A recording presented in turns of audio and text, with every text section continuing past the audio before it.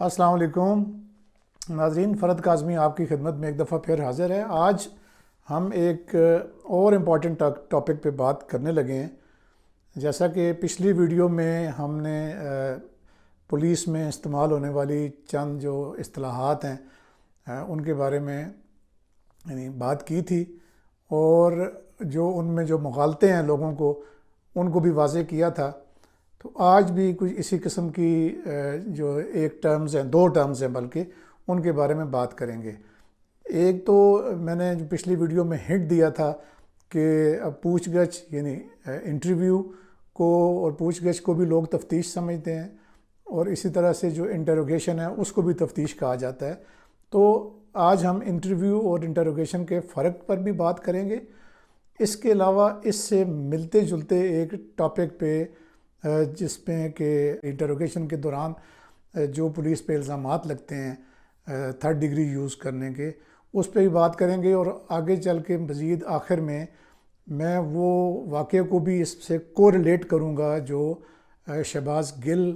की तफ्तीश के दौरान यानी पेश आते रहे हैं जो वाक़यात, उन पे भी मैं बात करूँगा ताकि इस पूरे जो सिनेरियो को उसके साथ कोरिलेट कर दिया जाए। तो जैसा कि आप जानते हैं कि इंटरव्यू और इंटरोगेशन दो मिलती जुलती चीज़ें हैं लेकिन मुख्तलिफ हैं। तो इनके बारे में लोगों में ये पाया जाता है कि इंटरव्यू जो है वो गवाहान के इंटरव्यू किए जाते हैं। यानी किसी भी केस में जब भी किसी गवाह को बुलाया जाता है या उसके पास इन्वेस्टिगेशन अफसर जाता है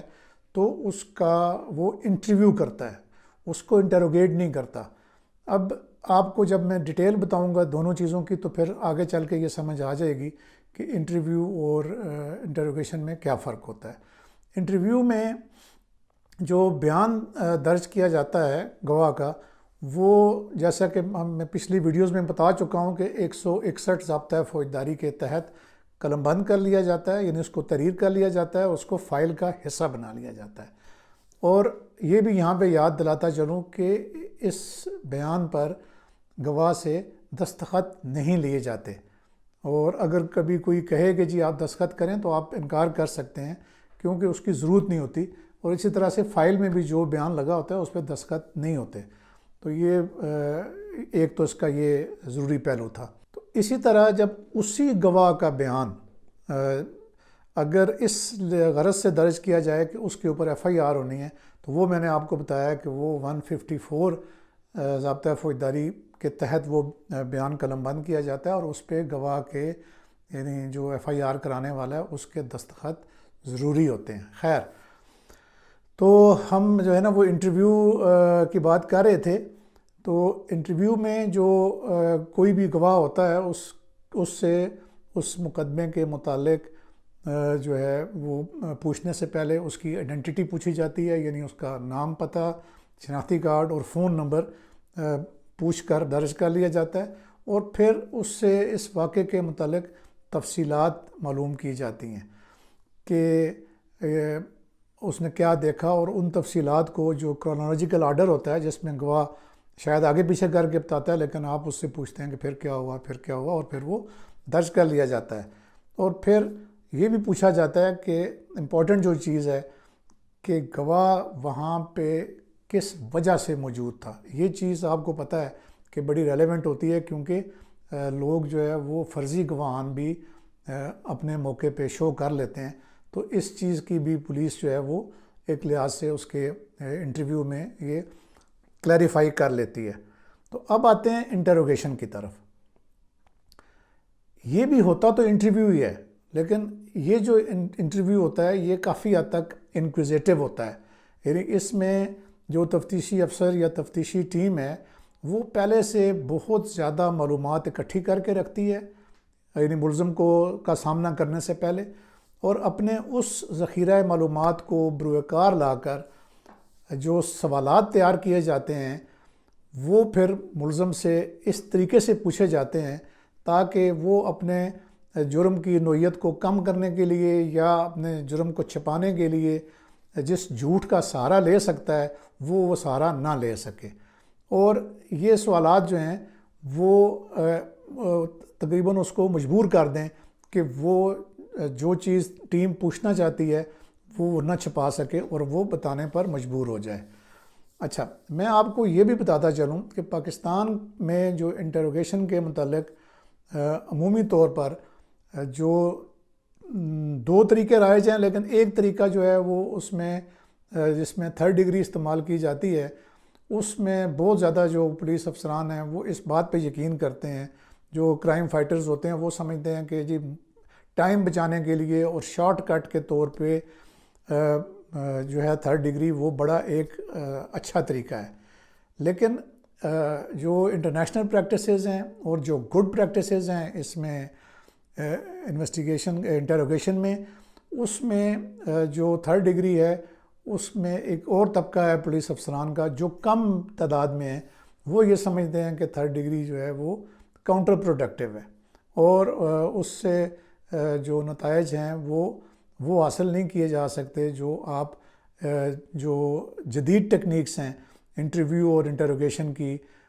وہ استعمال کر کے وہ ان کا یہ خیال ہے کہ آپ بہتر نتائج حاصل کر سکتے ہیں اور اس میں پولیس کی نیک نامی میں بھی اضافہ ہوتا ہے۔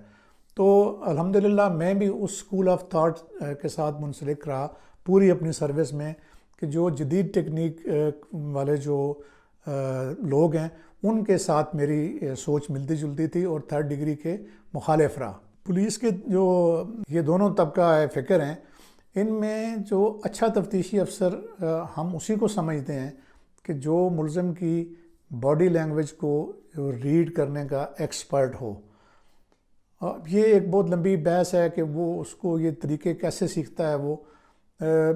میں جو جنرل پبلک کے لیے آپ دیکھیں کہ جو ٹی وی پہ جو انٹرویوز آتے ہیں جو بڑی سلیبریٹیز کے یا جو ہمارے سربراہان مملکت ہوتے ہیں یا سربراہان حکومت ہوتے ہیں، ان کو بھی میری آج کی اس ویڈیو کے بعد جب آپ بغور دیکھیں گے تو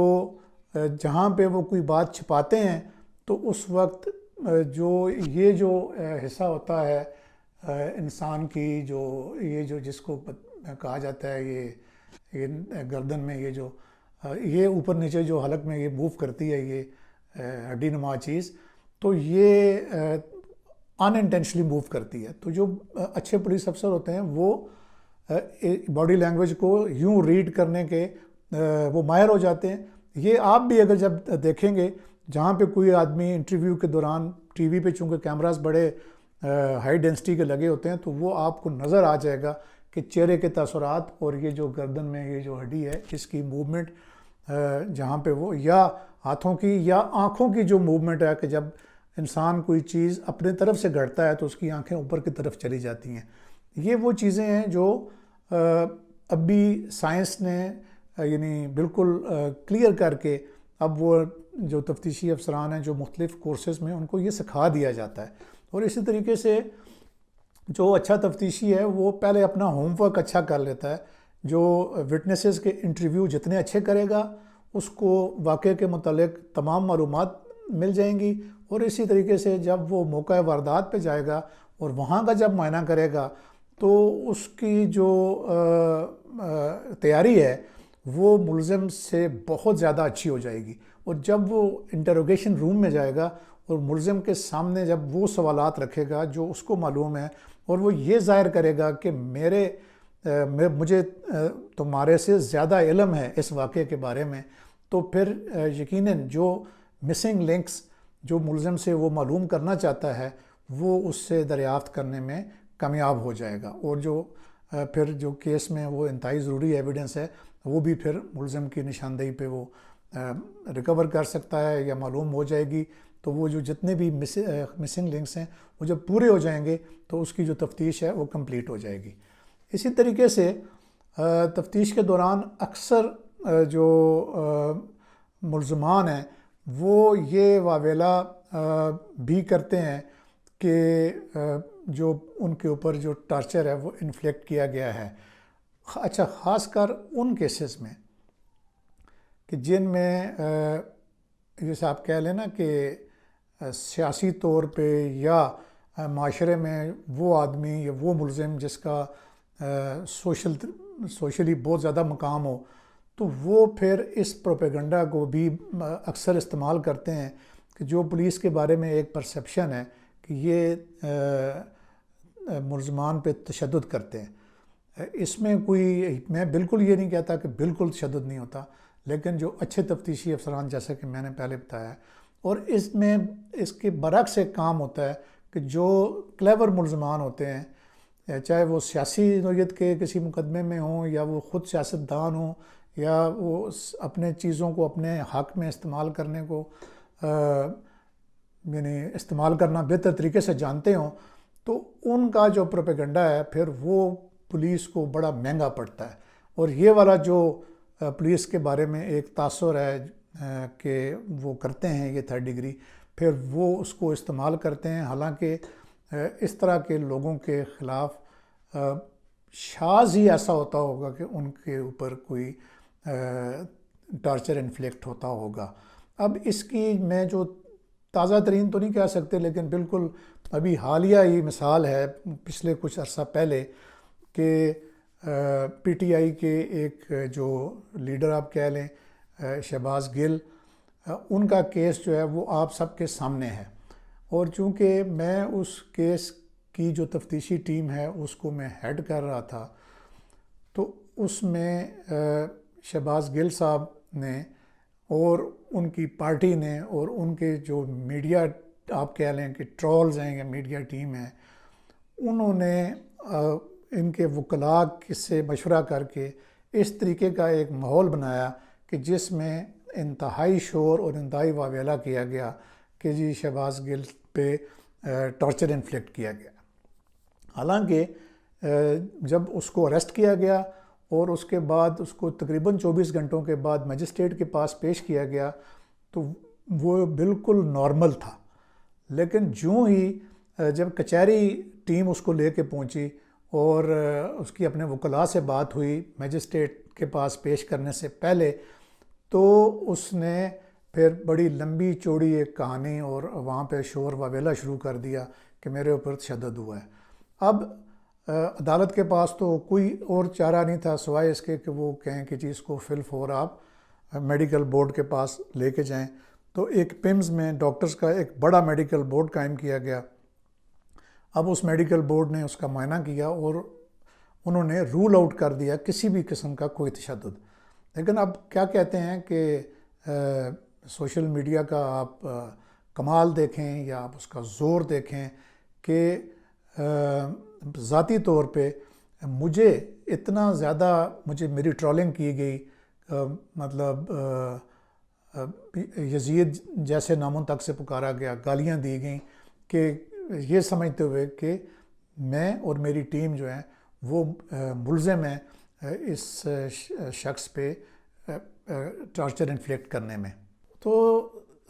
ناظرین سامعین ہوا یہ کہ 2 دن کے فزیکل ریمانڈ کے بعد جب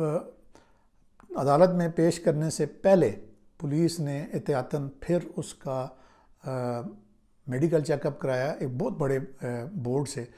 اور اس میں بہت سینئر ڈاکٹرز موجود تھے. تو ڈاکٹرز نے اس کو پھر فٹ قرار دے دیا اور ہر قسم کا کوئی ایسی چیز نہیں لکھی مینشن کی کہ اس پہ کوئی ٹارچر ہوا ہے. اچھا، بہرحال یہ ایک بڑی لمبی داستان ہے. تو پھر ان کے وکلاء نے ہائی کورٹ سے رجوع کر لیا. پھر ہائی کورٹ نے ایک بہت اعلیٰ سطح کا انکوائری آرڈر کر دی کہ جس میں بھی ان الزامات کا جائزہ لیا گیا اور یہ الزامات بالکل جھوٹے پائے گئے. لیکن اب جو امپریشن ہے جو آپ کے نزدیک بھی وہ آج تک بھی قائم ہے، اور جو پی ٹی آئی کے جو لوگ ہیں جو ان کی ہر چیز کو صحیح سمجھتے ہیں، وہ آج تک یہ سمجھتے ہیں کہ شہباز گل جو ہے بڑا مظلوم ہے اور اس کے ساتھ اس کے اوپر بڑا پولیس نے ٹارچر کیا ہے. حالانکہ یہ ساری باتیں جو ریکارڈ ہیں اور جس طریقے سے ڈاکٹرز نے، اب ڈاکٹرز کا بھی جب ہم کہیں گے تو جو ٹرولز ہیں وہ یہ کہیں گے کہ ڈاکٹر کون سے جی گورنمنٹ سے باہر ہیں، ڈاکٹر کیوں نہیں. حالانکہ یہ انتہائی لوگوں کی جان بچانے والا ایک طبقہ ہے، اور وہ جب بھی پولیس سے کوئی غلطی ہوتی ہے تو آپ یقین مانیں کہ وہ کچھ زیادہ ایسائی ڈال کے وہ پولیس کے خلاف لکھا کرتے ہیں. لیکن اس کیس میں ایسا کچھ بھی نہیں ہوا. تو بہرحال ناظرین، اللہ تعالیٰ نے مجھے اور میری ٹیم کو بڑی ہمت دی. ہم نے صبر و استقامت سے کام لیا اور تمام پریشر کو ایبزارب کر کے جو ہے وہ بالکل میرٹ پہ جو چیزیں تفتیش میں ضروری تھیں, جو ایویڈنس ضروری تھی, وہ ہم نے اکٹھی کی. اور آج تک ہم اللہ تعالیٰ کی عدالت میں بھی سرخرو ہیں کہ ہم نے اس کو یعنی ہاتھ تک نہیں لگایا, اور بالکل جدید جو ٹیکنیکس تھیں وہ استعمال کر کے ان سے جو بھی پوچھ گچھ کرنی تھی. تو پہلے جب تک وہ کوآپریٹو تھا وہ کرتا رہا, اور جب وہ نان کوآپریٹو بھی ہو گیا تو ہم نے اپنے دیگر ذرائع سے جو ہے وہ ان چیزوں کو, جیسے کہ اس کے فونز تھے یا باقی چیزیں تھیں, وہ ہم نے الحمدللہ اس کے جگہ سے ریکور کر لیں. اچھا, اب اس واقعے کا ایک انتہائی جو دلچسپ پہلو ہے وہ میں آپ کو آخر میں ضرور بتاتا چلوں ویڈیو ختم کرنے سے پہلے. ہوا یہ کہ جب ہم دوبارہ ریمانڈ پہ لے کے آئے, آپ کو یاد ہوگا کہ پولیس نے اس کا 2 دن کے بعد مزید ریمانڈ مانگا, تو میجسٹریٹ نے ان کو جوڈیشل ریمانڈ پہ بھیج دیا, اور پھر ہم عدالت عالیہ میں گئے, اور وہاں سے ہائی کورٹ نے آرڈر کیا کہ ان کی ریمانڈ کی جو اپلیکیشن ہے اس کو دوبارہ سنیں سینئر جج. تو سیشن جج کے لیول پہ ہمیں پھر وہ اس کا مزید ریمانڈ ملا. تو اس وقت تو یہ جیل میں تھے, تو جب اس کو جیل سے لے کے آئے تو تھانے لے کے جانے سے پہلے جب اس کو اسپتال میں ڈاکٹرز کے بورڈ کے پاس لے گئے تو یہ وہاں پہ بالکل لمبا پڑ گیا, اور اس نے کہا کہ جی میری تو سانس کا پرابلم ہو گیا, تو میں تو تھانے نہیں جا سکتا. تو اب کیا ہوا کہ ڈاکٹرز بھی بے بس ہو گئے, حالانکہ انہوں نے اس کو فٹ قرار دے دیا تھا ہمارے چیک اپ کروانے کے بعد, لیکن جب یہ اس نے بالکل ہی تعاون کرنے سے انکار کر دیا تو اس اسپتال میں بالکل موصوف لمبا پڑ گیا. اور یہ ہوا کہ ہم سارے پھر اس سوچ میں پڑ گئے کہ اب کیا کیا جائے. بہرحال ایک رات انہوں نے داخل کر لیا. اگلی صبح جب اس کو لے جانے کے لیے, یہ کورٹ میں لے کے جانے کے لیے زور لگایا, تو اس نے بالکل نہ ویل چیئر پہ بیٹھنے سے بھی انکار کر دیا, ایمبولینس میں بیٹھنے سے بھی انکار کر دیا. انکاری ہو گیا کہ جی میں وہاں, چونکہ میڈیا بھی موجود ہوتا ہے تو کوئی اس طرح کی پولیس دست درازی بھی نہیں کر سکتی تھی کہ زبردستی اس کو گھسیٹ کے لے کے جایا جاتا. تو اس وقت ہمارے ایک بڑے ہی ذہین ایک آفیسر ہیں جو وہاں پہ رات بھر اس کی ڈیوٹی بھی کرتے رہے, تو انہوں نے ایک ترکیب نکالی, اور کیونکہ ہمارے لیے انتہائی ضروری تھا کہ شہباز گل جو ہے وہ جا کے کورٹ میں پیش ہو, تاکہ ہم اس کا جو سارا ریکارڈ ہے ڈاکٹرز کا وہ بھی ہم ساتھ بتائیں اور فردر ہمیں ریمانڈ مل سکے. تو جب وہ بالکل انکاری ہو گیا تو انہوں نے یہ کیا, ہمارے ایس پی صاحب نے وہ جو بنوائی انہوں نے ایک ٹکر بنوایا کسی ایک ٹی وی چینل کا, میں نام نہیں بتاتا کس ٹی وی چینل کا بنوایا, اور وہ شو کیا شہباز گل کو کہ یہ دیکھیں جی آپ کی تو ضمانت ہو گئی ہے. تو وہ ایک دم سے جو اس نے اپنے وہ پہنے ہوئے تھے سانس والی مشین اور یہ وہ سب اس نے اتار دیے, اور اس نے کہا جی کہ اب مجھے کیا کرنا ہے. تو کہا جی آپ نے صرف جا کے تو وہاں کورٹ میں جج کے سامنے جا کے آپ نے صرف یہ بتانا ہے کہ میرے فلاں لوگ میری ضمانت دیں گے. تو وہ خوشی خوشی اٹھا اور گاڑی میں بیٹھ کے کورٹ میں آ گیا. اب جب کورٹ میں آیا تو اس نے اپنے جو وہاں پہ وکیل کھڑے تھے تو ان سے کہا کہ بھائی میری تو بڑی بات ہے, آپ نے میری ضمانت کرا دی. انہوں نے کہا جی آپ کی ضمانت تو نہیں ہوئی. تو اس کا 2 دن اور ریمانڈ ملا. اور یہ کہانی اب یہاں ختم نہیں ہوتی, لیکن امید ہے کہ آپ نے یہ کو ریلیٹ کر لیا ہوگا کہ یہ جو پولیس کا بارے میں یہ تاثر ہے کہ پولیس 3rd ڈگری استعمال کرتی ہے, تو جو ہائی ویلیو جو اس طرح کے جو لوگ ہوتے ہیں جو اعلیٰ سیاسی سطح پہ وہ کام کر چکے ہوتے ہیں یا بڑی سیاسی پارٹیوں کے کارکن ہوتے ہیں, تو وہ کس طریقے سے ملائن کرتے ہیں سسٹم کو اپنے فیور میں, اور لوگوں کو کس طرح سے مس گائیڈ کیا جاتا ہے سوشل میڈیا کی پاور سے اور میڈیا کی پاور سے. تو امید ہے کہ آپ کو آج کی یہ ویڈیو پسند آئی ہوگی, اور اپنے کامنٹس میں ضرور بتائیں. اگر آپ کے کوئی مزید سوالات ہیں تو وہ بھی آپ کامنٹس میں لکھیں. انشاءاللہ ہم کوشش کریں گے کہ آئندہ آنے والی ویڈیوز میں ان کا جواب دیں. Thank you.